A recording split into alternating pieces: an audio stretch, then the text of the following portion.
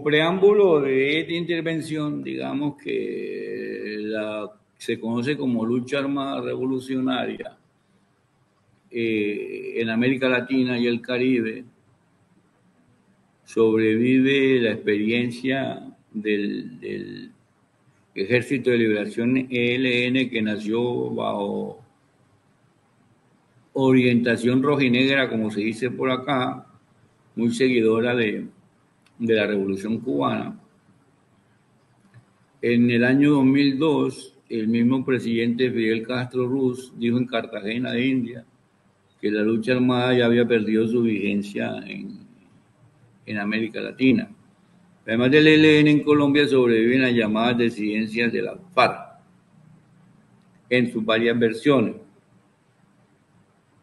Pero hablemos entonces de la lucha armada después de los acuerdos de La Habana del 2016 entre la FARC-EP y el gobierno del presidente Santos.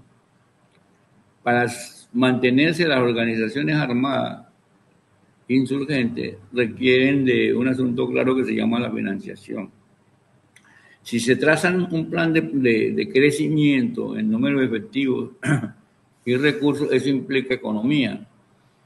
Y esa economía se adquiere por recursos propios o se adquiere por la vía de la economía ilegal. Recursos propios en el marco de una situación de convivencia con un sistema político como el colombiano no es fácil. Entonces hay prima en la economía ilegal, en todas sus manifestaciones. Y eso, como lo dice en el documento recientemente publicado por Comunes, donde firma el presidente Rodrigo Londoño, conocido en el mundo de la FARC como Timochenko, crea deformaciones con luchas armadas a largo plazo. Y esas deformaciones también afectaron a las FARC y están afectando al ELN, sin duda, como se observa ahora.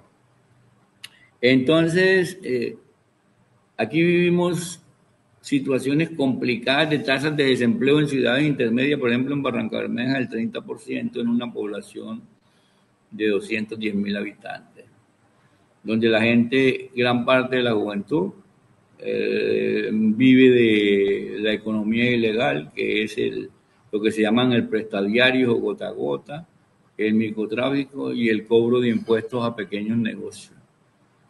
Y igual está Barranquilla, y igual está Colombia. Esa modalidad de prestadiario y microtráfico se ha exportado a Perú y Centroamérica. Entonces, estas economías en los territorios rurales o de ciudades intermedias donde pudiese tener asiento el ELN, porque eso no puede operar a gran escala en las grandes ciudades, permean la militancia de esas organizaciones sin estar satanizando a ningún grupo, las permean.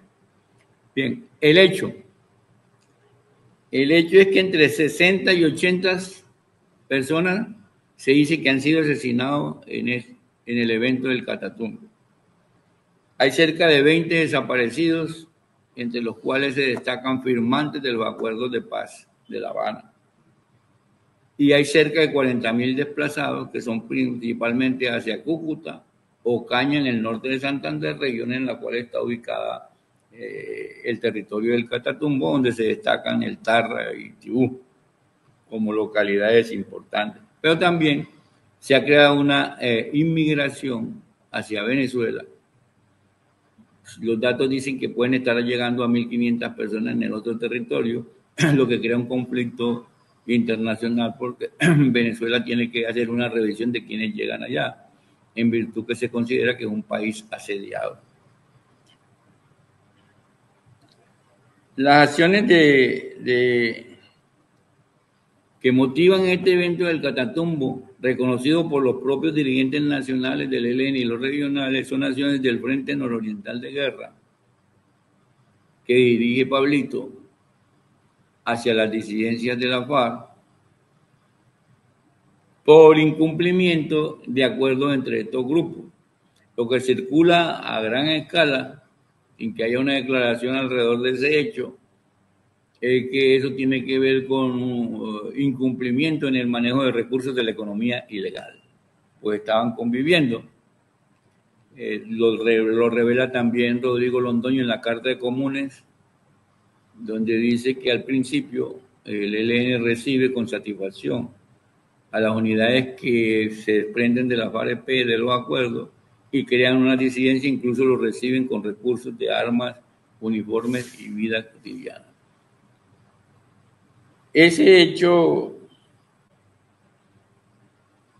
que ocurre en el Catatumbo tiene calificativos. El gobierno colombiano, a través de Petro, ha llamado a eso crímenes de guerra, pero también acepta como crímenes, calificar eso como crímenes de guerra los que están en la mesa de negociaciones. Oti Patiño, Vera Grave y Cepeda, Iván Cepeda, aceptan que eso es una tipificación de crímenes de guerra. Y en general esa versión es aceptada por una parte de la sociedad colombiana en términos de organizaciones sociales, políticas e instituciones. Pero Petro ha agregado últimamente, en los documentos que ha hecho llegar, que aquí se está presentando un problema de soberanía nacional. Es en términos de que una fuerza militar que está en un proceso de negociación se considera propietaria de una parte del territorio colombiano o se considera entidad hegemónica por fuera del sistema político colombiano. Y no solamente ahí en el Catatumbo, sino en varias regiones del país, como si fuese un proyecto político-militar alternativo el que está vigente en Colombia, el cual es presidido ahora por el gobierno del presidente Petro. Eso originó, conocí el drama de asesinatos, desaparecidos y desplazados, y la retórica de control territorial por parte de las autoridades del ELN, que el presidente Petro declarara el estado de conmoción interior por medio del cual puede intervenir con recursos y con acciones militares bien organizadas en territorios específicos. En particular, ahora se entiende que ese interviene en el Catatumbo, hacia Ocaña y hacia Río de Oro, donde se considera que el ELN también tiene actividad. Pero han aparecido otras cosas, la suspensión de los diálogos, y no es en términos de corto plazo. Ha aparecido la solicitud de detención de los dirigentes del ELN, el pedido explícito del gobierno colombiano al gobierno venezolano de que en sus fronteras, allá dentro de sus fronteras, no se guarden a los dirigentes del ELN, la solicitud de Interpol de procurar la captura de los dirigentes del ELN. El asunto se complica o crea una complicación por un momento que se vive, y es que alrededor de la posesión del presidente Maduro, el expresidente Álvaro Uribe, en la frontera, alrededor del 9 de enero, 10 de enero, pidió la intervención internacional o extranjera en Venezuela para tumbar a lo que ellos llaman el régimen dictatorial de Maduro. Pero ese pedido de intervención no solamente lo hizo Uribe, sino que lo hizo un dirigente de la oposición venezolana llamado Leopoldo López, que trabaja con María Corina Machado y Edmundo González, en la pretensión de ser reconocidos internacionalmente como los presidentes legítimos de unas elecciones que ellos dicen que son ilegítimas. Ilegítimas por parte del gobierno, pero legítimas por parte de ellos. Dicen que sacaron la mayoría de votos sin mostrar ellos dónde están esas mayorías de votos y cómo la contaron. Pero es que ese hecho es gravísimo, porque ese hecho puede estar mostrando una desestabilización en la frontera para entrar a cumplir con el llamado del presidente Uribe de invadir a Venezuela, o como pretexto para invadir a Venezuela. El otro punto es que Trump, en sus orientaciones recientes, en su política de ser poseedor de una orden divina, del destino manifiesto, él ha dicho que Dios le salvó la vida para él poner en primer plano a la nación norteamericana y salvar a la humanidad del derroche, del fracaso. Trump ha dicho que va a caracterizar como terroristas a varias organizaciones narcotraficantes, entre esas las mexicanas, que eso ha originado conflictos allá con la presidencia de México, pero también caracterizaría como terroristas algunas otras organizaciones en otros países frente a las cuales actuaría libremente el gobierno norteamericano. Entonces, eso tiene esa complicación. Por ahora está la señal. Quizás en una próxima entrevista para hacer el seguimiento a este hecho pudiésemos tener mayores datos que nos indiquen por dónde va eso de invadir a Venezuela y eso de considerar a muchas organizaciones como terroristas. Pero eso origina otro problema, que la prensa colombiana es experta en eso, la desinformación, y también la oposición venezolana y la gente que le sirve de soporte a la propuesta de María Corina Machado y Edmundo López, una desinformación donde se dice que Venezuela está detrás de eso, detrás del apoyo del ELN, y que permitió incluso el paso de guerrilleros del ELN desde Arauca hasta el Catatumbo. Es decir, pasaron unos 400 o 500 guerrilleros que lo hicieron en ropa civil, y sobre eso se están adelantando hechos. Ya intercambió opinión sobre eso el presidente Petro con el presidente Maduro y hay un acuerdo de frenar eso. Entonces hay una desinformación total. Y entonces se dice que el gobierno no actúa, pero entonces el gobierno está actuando. Está actuando, pide la conmoción interior, plantea la conmoción interior, y sectores de la oposición en el Parlamento colombiano dicen que hay que hacer una evaluación de esa conmoción interior. Entonces, palo porque boga y palo porque no boga, pero son pretextos de desinformación. Lo cierto es que está apareciendo una unidad colombiana-venezolana en el marco de las reuniones latinoamericanas de que Latinoamérica y el Caribe sea un territorio de paz. Ya se presentó una reunión entre el ministro de Defensa colombiano y el ministro de Defensa de Venezuela, Padrino López, para hacer acuerdos de cómo manejar el asunto en las fronteras y en general en el país. También ha habido consultas entre el presidente Maduro y el presidente Petro, y Maduro ha sacado un discurso que dice que apoya totalmente a Colombia en su lucha por la soberanía y por la paz. Eso es una situación de alerta importante porque hay que hacerle seguimiento a lo que pasa en una frontera larga desde 2.000 kilómetros. Lo que ha quedado claro, y Petro ha dado una actuación rápida y precisa, es que hay una conexión entre la producción de cocaína en el Catatumbo, cuyo lugar principal de producción dice Petro que es de los más altos del país, está cerca de Tibú. Y entonces hay una conexión entre ese lugar de producción y el nivel de recesión intermedio en Haití. Petro hizo un vuelo a Haití, allí pidió perdón porque grupos paramilitares durante el gobierno de Duque asesinaron a un presidente haitiano precisamente porque allá se les estaba impidiendo el paso de la cocaína hacia los Estados Unidos. Y se corrobora que ese es un camino. Pero Petro también fue a Guatemala a enterarse cómo funcionan las intervenciones de procesos de paz que hizo el actual ministro de Defensa colombiano allá en Guatemala, y que le mereció un reconocimiento de parte de la comunidad internacional por su trabajo. Entonces, la ruta del narcotráfico va a salir golpeada. Y cuando se golpea la ruta del narcotráfico, entonces vienen las reacciones de las personas que viven del narcotráfico para la financiación de sus actividades. Por ejemplo, el crecimiento de fuerzas militares. Vuelvo y digo, en los comunes, en la autocrítica que tiene, que el documento circula, se reconoce que esas luchas armadas a largo plazo por su financiación y otras cosas llegan a deformarse. Bien, ¿qué hay en la autocrítica? Las fuerzas locales, regionales y nacionales del ELN prácticamente consideran que ellos están actuando como justicieros, enfrentando a gente en los territorios, fundamentalmente las disidencias de la FARC, que es una organización que junto con actores del ELN, según se reconoce,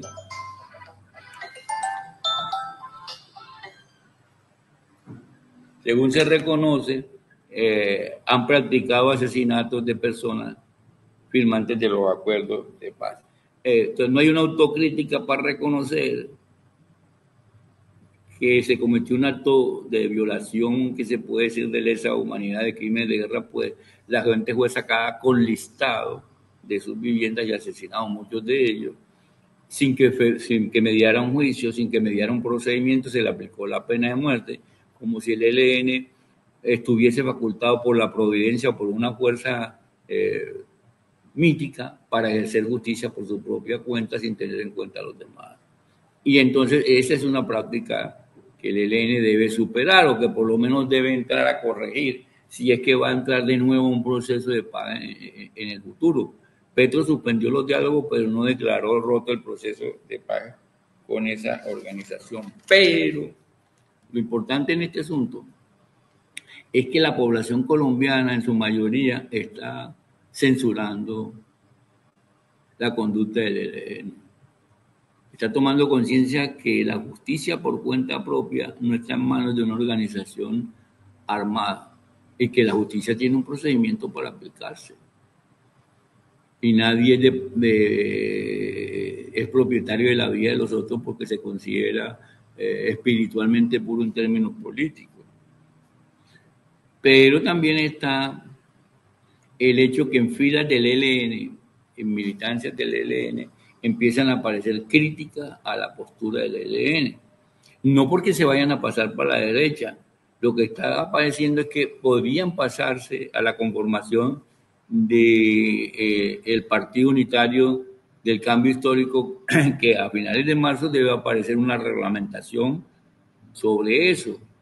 ¿Cómo va a funcionar? ¿Cuál es su programa? Inicialmente allí se disolverían su personería jurídica el Partido Comunista Colombiano, la Unión Patriótica, Colombia Humana en sus versiones, el Polo Democrático Alternativo y el movimiento progresista que proviene del maíz recientemente y del cual hacen parte Racero y María José Pizarro.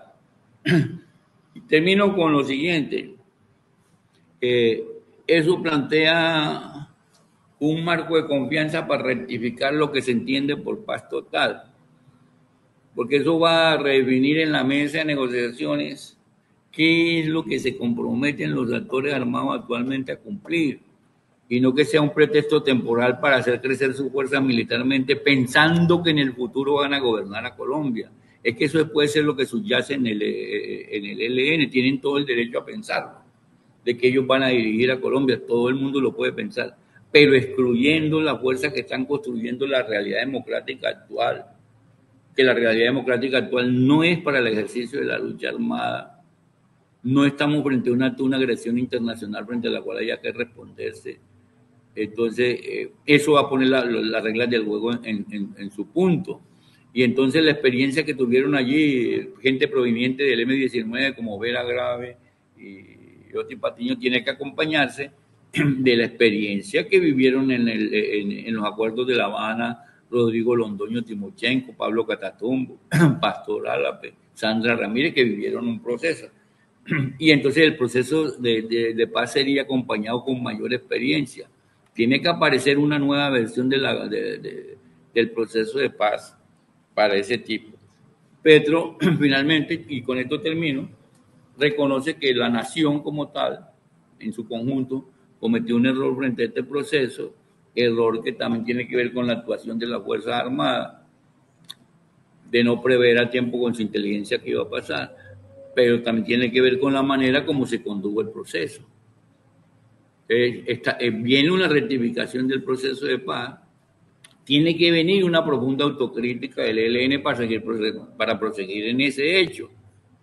Nadie está por satanizarlo, sino que necesita una autocrítica, que haya confianza en que verdaderamente van a entrar a un proceso para construir un cambio histórico, no que ellos están ahí temporalmente como compañeros de viaje para realizar posteriormente su proyecto hegemónico. Muchas gracias por la atención. A mucha gente en Colombia le asusta que el presidente se quiera quedar en el gobierno, ahora se quiera quedar en el gobierno y armar una dictadura y todas estas cosas. Con este elemento, ¿cómo podemos entender este elemento de la conmoción interior para no malinterpretarlo, para que los ciudadanos no lo malinterpreten? Bien, la conmoción interior se utiliza en Colombia desde hace muchos años. Antes se le llamaba estado de sitio y era territorial. Es un elemento constitucional que se utiliza para poner recursos y fuerzas a disposición de una salida para una situación de emergencia. Eso no implica que Petro se va a quedar. Lo que pasa es que la desinformación da para todo eso. Lo que se está, ya incluso se va a abrir ahora, en marzo, es la fase constituyente para las listas únicas al Senado, Cámara y otros representantes, y la lista única del pacto histórico para la presidencia de la República y la vicepresidencia. Va a haber una consulta interna. Entonces, eso es más bien manejo de la desinformación, pero ya en las redes sociales, que son mayoritarias para comprender ciertas cosas en Colombia, yo creo que el 60%, 50% de la población escucha la red y no los grandes medios. Está claro que ese es un procedimiento que había que utilizar para poner orden en un territorio que está desordenado, por así decirlo, a grandes rasgos. Sí. Y porque se quiere violar la soberanía nacional a nombre de que se dé una fuerza de vanguardia, ¿no? Yo creo que esa desinformación siempre la van a utilizar. Aquí siempre va a haber desinformación y ese es el papel de la oposición, desinformar, porque con eso ellos supuestamente crecen. Y esa desinformación, si tiene impacto en Colombia, también tiene impacto en la comunidad internacional. Exacto, los medios corporativos cumplen una función de mentirle a la sociedad para que estemos mal informados, lastimosamente. Pero precisamente por eso existe Contraportada y por eso existen otros medios, ¿no? Exactamente, esa es la idea. Nosotros hemos visto durante 2 años, pues casi 2 años, este proceso de paz con el ELN. Hemos visto que el ELN ha secuestrado gente, sigue delinquiendo, ahora lo que está pasando en el Catatumbo. ¿Usted cree que el ELN realmente tiene una voluntad de paz? Yo pienso que es que eso tiene que ver con la historia vanguardista supremacista de la izquierda colombiana, descalificar a los otros. Entonces yo soy del ELN, descalifico a los que vienen del M-19, descalifico a los que vienen del PC, a los que vienen de la FARC, porque yo soy el depositario de la verdad y el destino histórico de la nación colombiana está en mis manos. Yo me sacrifiqué, yo sigo luchando con las armas en la mano, pero es que las armas en la mano no dan la razón, ni la conciencia de cuál es el camino. Entonces ellos, la realidad lo ha puesto en su sitio, a mi juicio, eso espero. Tienen que hacer una profunda reflexión de que el país les está diciendo, no, ustedes no son los dueños del país. El que está gobernando aquí, que no es dueño del país, es el presidente Petro y su proyecto. Y entonces ellos deben rectificar. Ya empezaron a decir que llaman a las organizaciones sociales a mirar el manejo de la entrega de prisioneros, pero es que eso no tiene que ser con las organizaciones sociales, eso es bajo la mediación del gobierno nacional. Con eso están expresando que desconocen al gobierno nacional, van a llamar a mediar a organizaciones sociales, eso tiene unos canales para que pueda intervenir la Cruz Roja, la ONU, porque si ellos se consideran poder en realidad, entonces consideran que el gobierno colombiano no es interlocutor. Ahí hay matices y fracturas. No todos están de acuerdo con cómo está actuando el Frente Oriental de Guerra y cómo está actuando la Dirección Nacional. Pero eso lo va a decir la realidad en estos días. Todos deseamos de que ellos se pongan a tono con el país. ¿Qué tan bueno sería que 3.000 o 4.000 o 5.000 o 10.000 militantes de ellos se incorporen a la vida de los territorios a construir, digamos, buen vivir, economía, democracia, participación? Eso es lo deseable, pero estar en cabeza de ellos, ojalá, pero ahora yo creo que la situación es que la mayoría de la población lo rechaza. Miren, un dato. Cuando las FARC-EP fueron a las elecciones no se cambiaron el nombre, fueron como FARC, sacaron 50.000 votos en todo el país. Eso frente a 11.500.000 votos del presidente Petro, eso es la distancia grande. Si el ELN como tal, como ELN, como sigla, va a unas elecciones, yo no creo que alcance siquiera la cifra de los 50.000 que alcanzó la FARC, no para comparar, sino porque es que hay un rechazo de la población colombiana a eso, es que la gente no quiere violencia y no quiere que a justicieros privados. La gente lo que quiere es que se cumpla la Constitución, los procesos de justicia que hay establecidos. ¿Sí? La división de poderes que hay establecido. O aterrizan o se quedan solitarios eternamente porque el país no va a aceptar eso. El país está cansado de la guerra, de tanta sangre, en especial en los territorios que han sufrido tanto. Nosotros le pedimos a ELN que entre en cordura y que este es el momento histórico que debían interpretar para lograr la paz en Colombia. Si es Claro, realmente... es el momento para que entren a decir cómo manejar la cuestión energética, la alimentación, la gestión de lo público, la gestión del presupuesto nacional, que entren a hacer propuestas. Todo el mundo está esperando que digan eso. Es que ahora lo que se necesita es unidad en propuestas en un programa de gobierno común para avanzar. Tienen un chance, pero los chances no se pueden quedar ahí en la eternidad y hay que actuar con coherencia. Yo no aspiro a suplantar poderes establecidos por las votaciones de los colombianos a través de las armas porque no lo van a lograr. En eso tiene que haber coherencia. Mire, le pongo un dato, hay cansancio en la violencia. Yo vivo en la ciudad de Barrancabermeja, Magdalena Medio decimos nosotros, geográficamente está en el departamento de Santander, 215.000 habitantes. Desde hace 2 años hay un muerto asesinado diariamente, jóvenes, entre 15 y 28 años. Entonces, que si los mataron por microtráfico, por gota a gota o prestadiario, o por peleas internas entre los grupos, cuando uno sabe que detrás de eso hay un proyecto que avanza armándose para en un momento determinado tumbar al presidente Petro, o desestabilizar el país o caotizar el país.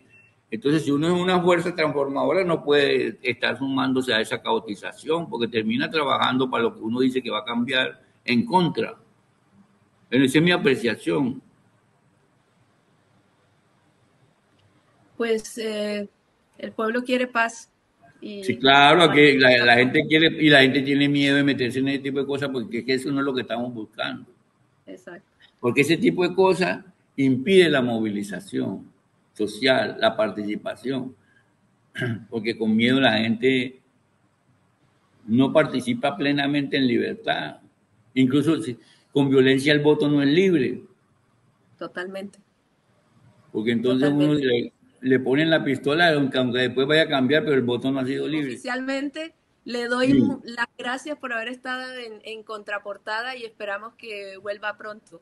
Muchas gracias. Y con mucho gusto. Quiero agradecer ampliamente a Contraportada en lo que yo pueda aportar. Yo tengo 73 años, tengo experiencia en migraciones, en refugio político y en conocer eso y me muevo como docente universitario, formo jóvenes. Trabajo en análisis político con Álvaro Hugo, que somos amigos hace muchos años, y con mucho gusto yo participo, porque me parece que aquí estamos para democratizar el uso de la información y contrarrestar la desinformación. Así es, sí señor. Muchas gracias.